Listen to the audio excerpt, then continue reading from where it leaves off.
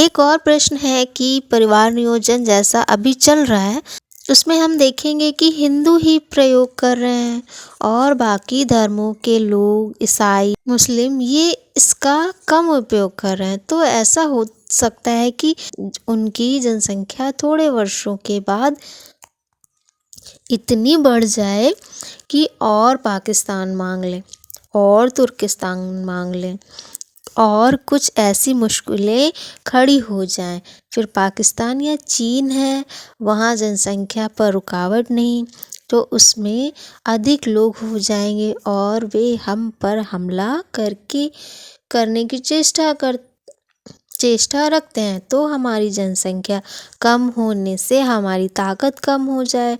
तो इसके बारे में आपके क्या ख्याल हैं?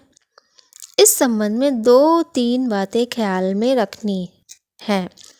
पहली बात तो यह है कि आज के वैज्ञानिक युग में जनसंख्या कम होना शक्ति का कम होना नहीं है, हालातें उल्टी हैं। हालात तो यह है कि जिस मुल्क की जनसंख्या जितनी ज़्यादा है वह टेक्नोलॉजी की दृष्टि से कमज़ोर है, क्योंकि इतनी बड़ी जनसंख्या के पालन पोषण में व्यवस्था में उसके पास अतिरिक्त संपत्ति बचने वाली नहीं, जिससे वह एटम बम बनाए, हाइड्रोजन बम बनाए, सुपर बम बनाए, चांद पर जाए।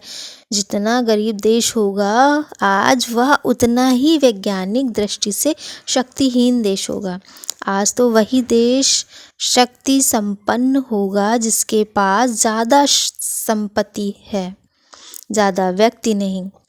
वह ज़माना गया जब आदमी ताकतवर था, अब मशीन ताकतवर है और मशीन उसी देश के पास अच्छी से अच्छी हो सकेगी जिस देश के पास जितनी संपन्नता होगी, और संपन्नता उसी देश के पास ज़्यादा होगी जिसके पास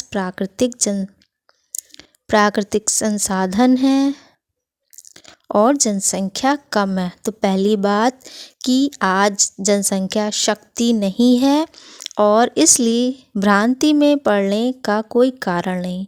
चीन के पास चाहे जितनी जनसंख्या हो तो भी शक्तिशाली अमेरिका होगा।